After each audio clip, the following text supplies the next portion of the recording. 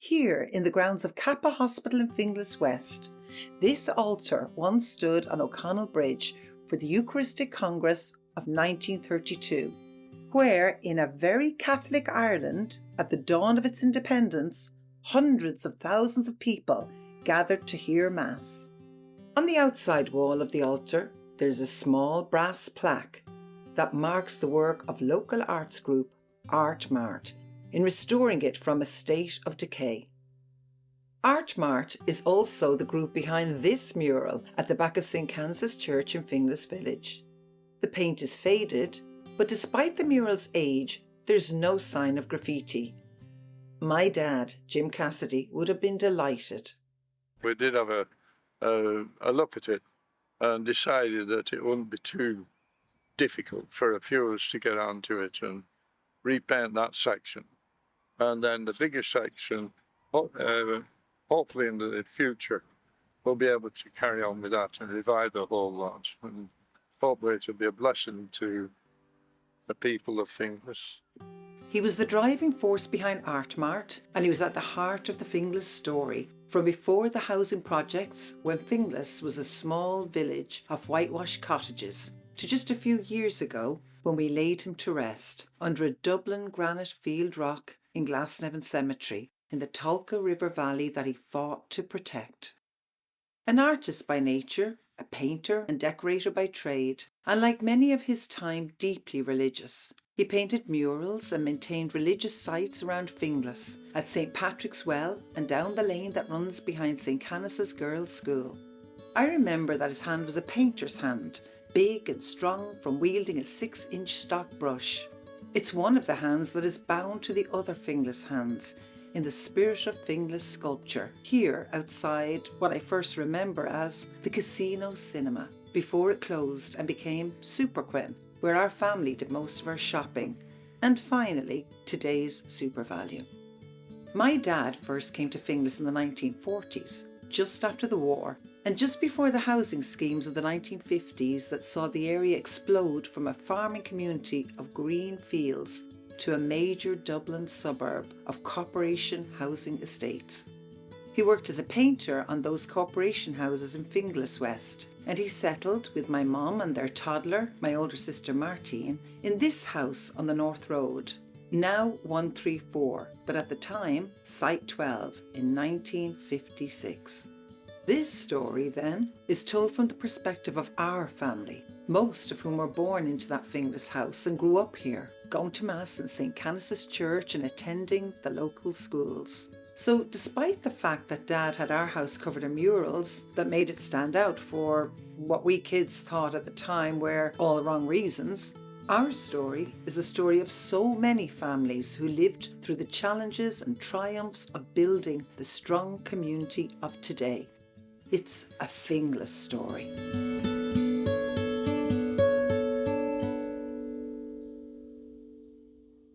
My dad first came to Finglas in the 40s to attend a céilí in the parochial hall that was being held to raise money for a monument to Dick McKee, a Finglas resident who had been killed while in British custody during the struggle for Irish independence. The parochial hall, or barn church as it was known, was the old church of Finglas before it was replaced by the existing St. Canis's Church in 1922.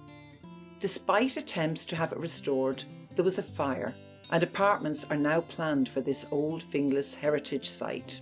Most of old Finglas may be lost, but if you know where to look, traces remain, and there are old Finglas families that go back deep into its history.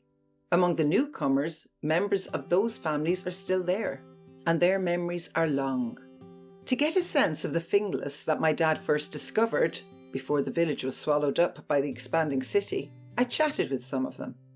You had Gofton Hall, which was Mrs. O'Donnell owned the pub in the village, the Widows they called her. Her husband was a merchant seaman, and the beautiful house that was there behind the bank now. And he brought home all these silks and carpets, and rugs and furniture from there. But it was a beautiful, beautiful house and gardens. That was knocked down, and replaced by the bank, which was an awful pity. I remember the Drake-in. That was the top floods, and the other one was the bottom floods. That's what they were called when I was a sizzler. I think floods must have owned the two pubs, and the other one was known as the Widows. The uncle used to drink in the Widows. But that all changed too. Yeah. I think the bottom of the hill is still there, isn't it? That was the bottom floods. At the Drake-in, there was a grocery store there beside it, Higgins's. And as you went on up there, there was just a couple of shops, not an awful lot. And as you come up from there, there was, at Brennan's there was a dip down into where the Finglas River ran. And there was a family there who had a wooden house. The ducks were swimming up and down behind it. The Finglas River there used to flood a lot. And there was a man, and God help him, he was there on his own, and the furniture used to float. It was that bad. There was a little shop on the corner opposite the Drake-in. It was a sweet shop, and it was owned by Mary Fagan. And when I was about 14, she asked me if I would work with her, which I did for a few years. I did 2 nights a week and a Sunday morning. I loved it. I enjoyed it there. But she was known as a very contrary woman. Nobody in mind would they agree with me. And beside that, then you had the post office, and you had the 2 Luby sisters there. And there was a phone box outside, and people used to come into the shop, into Mary Fagan's, to get 3 pennies for the phone. And if Mary was there, I couldn't give them out. No, unless they were buying something. So if she wasn't there, I always would do it all the time.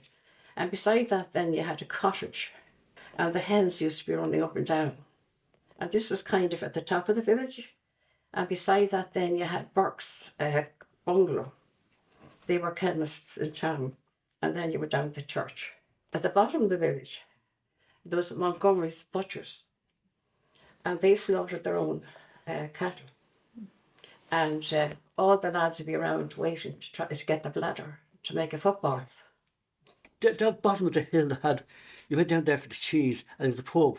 And you went down to the cellar, and had this gorgeous cheese.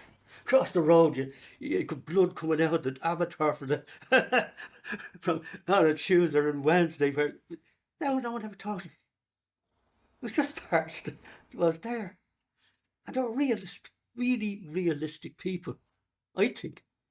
And I don't know where we lost that. We did lose it a little bit on the way. One of the oldest family names associated with Finglas is that of the Emmets. My cousin's owned a family tree, and it went back 350 years. And originally coming from the Vikings, the Emmets, the name Emmet used to be Hemmet. So where they used to live, for somewhere Paris City is in the village, it was called the Alley. And that's where the Emmets came in there first. I was born Betty Elizabeth Emmett in the Quarries. It's on my birth certificate. And then it was the alleyway, and that went down, right down the back of Power City. There was the stream, and that was all full of all different people. Loads of Emmets. And that went right down the bottom of the village, and then came back up the village, in the middle of the village. That's where I was born, in this one room cottage all those years ago. My father was born in it, and he's dead many years, so that would have been over 150 years ago. That little cottage was still there. There was no toilets and no facilities like that. So there was a hole in the ground, and the people all had to come out and empty their loos, everything into that hole. We didn't have any water in the house. We had no toilets. We had no running waters. We had no bathrooms. We had one fire in what was called, we used to call it the kitchen, but actually was the sitting room. In the snow time, they'd be sliding down the hill where Paris City is and the bridge going over, and it was just country. And they only had one little school. It was only bricks, and they were saying some of them went to school, they had no shoes. They went to school with their bare feet. So they had shoes to keep them up for Sunday. My grandmother had 11 children in that 2-bedroom cottage, one that was on the North Road. I was young and living on the North Road, and there was only the 9 cottages there. Spine Cup cottages they're called. And they were called Spine Cup because they were built in a time there was a war in Africa, and it was called the Spine Cup War. And that's how they got the name Spine Cup cottages. But opposite the cottages, there was a big bank across the road, and in behind that was Moss Brennan's field. There was Markey's field. There was 2 Markeys. There was Markey's up to the or left of Markey's, crab Markeys, where your houses are built. Why they call them crab, I don't know, but that's what he went by.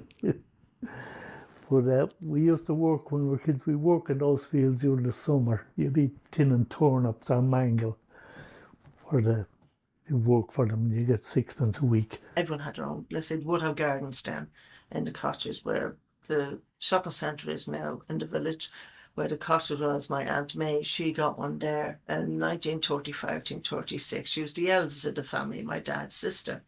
And they were first get electricity in 1937 in the cottage, which she thought was fabulous. And they had a back garden, where the back garden was the car park now, where Deal's is. And they grew their vegetables, they had pigs, they had hens. That's how people survived. But then my Brennans across the road, they had a farm. And by the Finglas River, as you know, just come down the North Road there yourself. That's gone on the dual carriageway now. But they had a hard life. People said the good old days. It was hard on them. My dad died when he was only 43. He died from pneumonia. And I don't ever remember him. But that was probably, we didn't have any money, we'd no income. The only income we had was, my mother had the widow's pension. And I think it was a pound a week, £1.2 and 6pence. And in the winter, she would get what they call a fuel voucher. And I used to bring the fuel voucher back to school with the pram. And I used to walk from the school in Glasnevin down to Drumcondra Bridge. There was a fuel depot down there. And I'd get 100 rate of turf there, and I'd have to pull up from there home to Finglas Bridge. We had the gas, and I remember my mother used to put a penny in the gas meter, and she'd open the oven, and she'd put her feet into the oven to warm her feet. Well, I think she wasn't the only one that done that. I would say everyone that lived in Talcott Cottage would have done that, because everyone only had gas that time. They'd have an old gas heater. The toilet part of it, they were all outdoor toilets, and there was no back door on our house. There was only a small back window. You know, I often remember we'd go out to the barrel out in the summertime, that'd be, and we'd have a wash in the barrel, you know. When we were growing up, we had nothing, but nobody else had anything either, so we were all in the one boat, you know. My family connection would be my father, my grandfather, my great-grandfather, which would be going back to the early 1800s. The cottage you see down here would have been built back in 1849, and my great-grandfather had a part, and it would have been a labourer's cottage at the time. At that time now, Finglas was just a small little village. The river used to run through it. There used to be an RIC barracks just outside the wall here. That was destroyed back in the late 1800s. We still call our area here Barrack Lane, even though today's name on it is Wellmount Road. But we stick with the old name of Barrack Lane because the lane was, Finglas was full of lanes. You have the Barrack Lane here, you have the Waterley lanes back up the top. Over at the side of the bottom of the hill, you had the church lane. And then up here, the village gym, we used to call the inn lane, and the rats lane, as we used to call it back in them days. I grew up, I was born and bred in the cottage back in 1962. One of 12 children, Thomas Dano Lynch, and my mother Anne Lynch, Red 12 was. I met my husband in the parochial hall.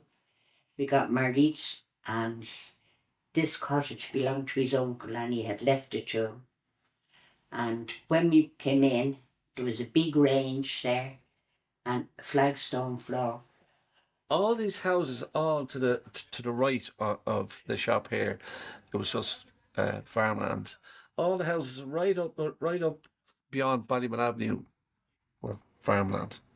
It was a different landscape completely, virtually country. But we were on the edge of Dublin City here back in the 50s, and obviously again there was no traffic, there was no horses and carts. You see more horses and carts than you would cars, or people on bicycles. Lots of bikes. Everything in that was done with the horse that time. Yeah, and goats. Goats were big. I remember there was an old lad living in one of the little cottages next door to the Mayville ice cream. And he used to have a herd of goats, and he used to herd them across into the field and bring them in at night time and milk them and do whatever he did with them. You know, white, all snow white goats were lovely. When my mum and dad moved into the house on the North Road in the 1950s, this was very much the Finglas that they found. There was a big bank across the far side of the road there, and you could stand up on the bank and you could look out all over Finglas West. There was no houses there. The only thing you see way in the distance was the roof of Kappa Hospital, and you'd only see that in the winter time when there was no leaves on the tree. Before Finglas West was built, that same view could be seen from the upstairs window of our house on the North Road. And across where Miles played, we also played at the Finglas River. We used to go down there, and I don't know whether you ever heard or not, we used to catch pinkeens in it. They were little small fish, about the length of your finger or smaller. And we'd catch the fish and you'd scoop them into a jam jar. And then what we used to do is we'd pull out sods of grass or clay, and we'd build a dam in the river and have our own little, wouldn't be a swim pool, it'd be a paddling pool, be up about 2 feet, you'd have it high, and you'd be in paddling in that. That's what you'd be playing in, yeah, because there was no swim pools around anywhere. We used to go around all the fields collecting blackberries, and there was some man from town used to come out with a handcart, and he'd buy the blackberries off you. And there was a pump up the North Road, water pump. We had no water in the houses. You had to go up to the pump for the buckets of water.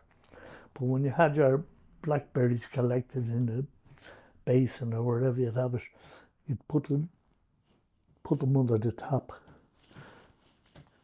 drain them off them, because it made them heavier.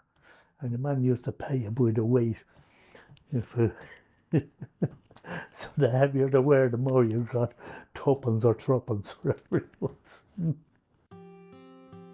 Adding a bit of weight to blackberries for an extra few bob was about as close to crime as Finglas came in those days.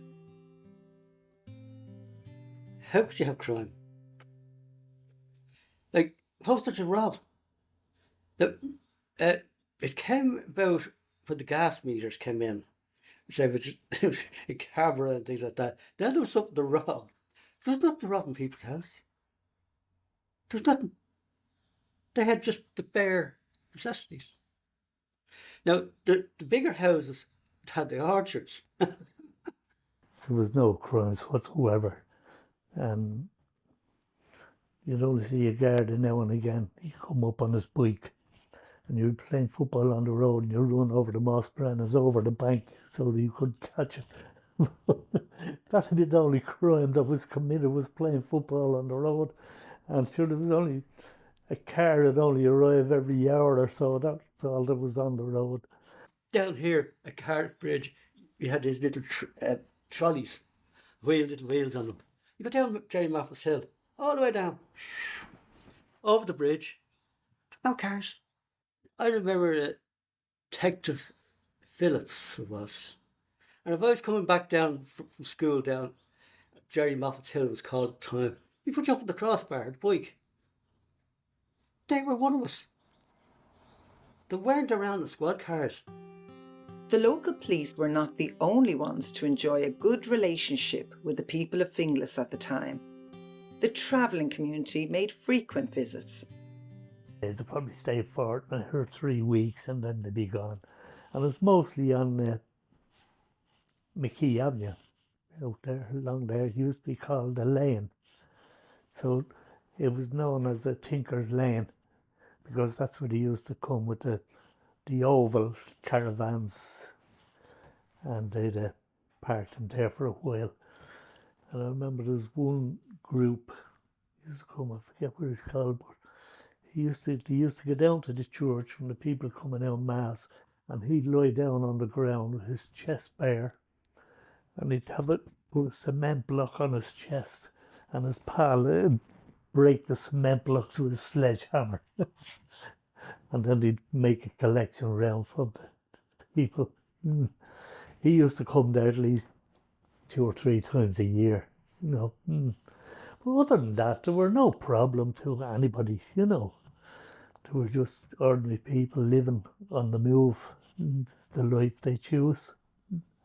There was the travellers were over there, and Ike Gray was one of them. And I'm telling you, I couldn't have asked for a better neighbour. She was brilliant. Now, she used to come over to me for water and that, you know. But her husband used to go up the north. And no matter what you brought back from the north, I got first choice, you know. And the husband used to tease her because she'd come in and he'd say to her, I'm putting a scarf around my head and I'll tell them all I can tell fortunes as well, you know. And she used to say to him, shut up or I'll make your hair curl, you know. But I remember coming one day to the house and she said to me, have you any news for me? I said, you feck off. No, I've no news for you. And she said, shut up now. The next time I come back, you'll have news for me. The next time she came back, I was pregnant on my 12th child. And I said, get away from me door, you witch. You know, I could slag her. And she said, shut up now or I'll blink the other eye and you'll have 2. And like, she was a great neighbour. They lived across and Johnny used to buy and sell caravans. And Aggie would be after moving into one caravan and doing it up. And then she'd say, and he sold it from under me. Then she'd get another one to do up, you know. But they were very good. And the lad and the young one, they played out in my garden with my kids, you know.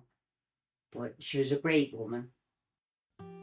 Among those considered great neighbours at the time were the Craigie family, the local landed gentry and owners of Merville dairies.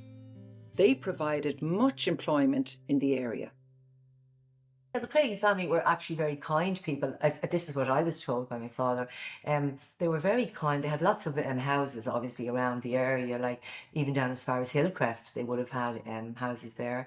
And they gave great employment to the people of Finglas. But as well as that, too, they were very kind people. At Christmas time, Mrs. Craigie would have, from St. Helena's, had gone around and helped people and given them presents and things for Christmas and things like that. And I think people felt that they were very good to the community. They were very good to the poor in Finglas, Craigie. Very, very good. This was a view, however, that didn't seem to be shared by the local priest at the time. I remember there was a wedding of the Craigie family, which owned at Merville Dairy, and they owned a couple of farms, St. Helena Farm, they owned a farm down St. Margaret's, and they gave plenty of work to people from Finglas. And when the parish priest announced off the altar that no one was to go up and see the wedding, you know. Oh, he was banning everybody from even going up to look at the wedding. And I remember once that they used to have these things in the field, I forget what to call them. And Merville Dairy, Craigie's own of Merville Dairy, and they sent up a couple of boxes of ice cream. And the parish priest sent them back, wouldn't take them, because they were Protestants.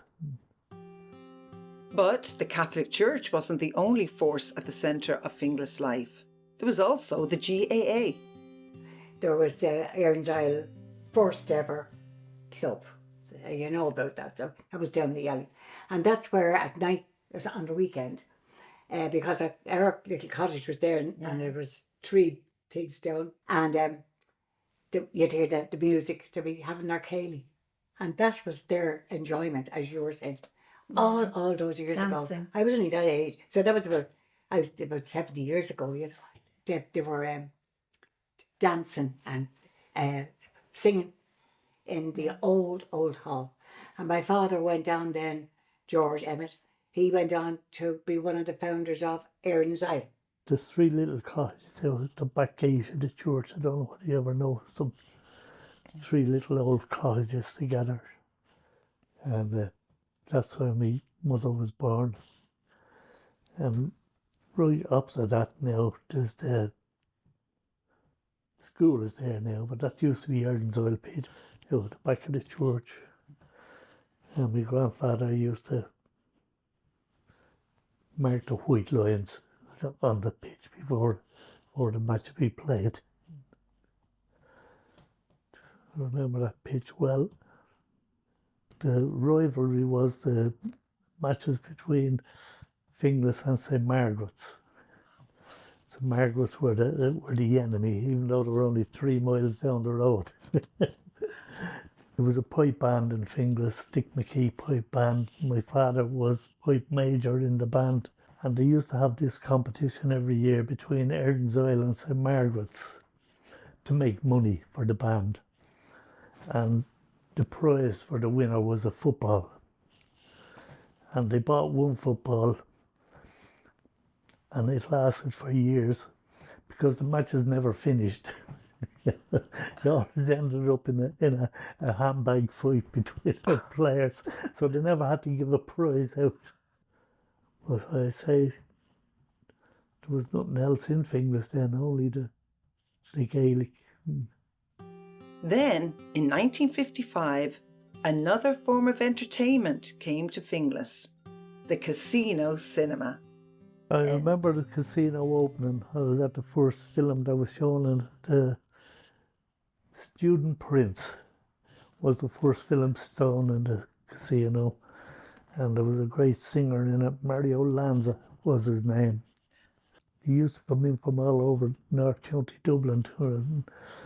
He used to come in a tractor and a trailer from St Margaret's, and there'd be 20 people, 30 people sitting on the trailer. They'd drive into the casino for the films.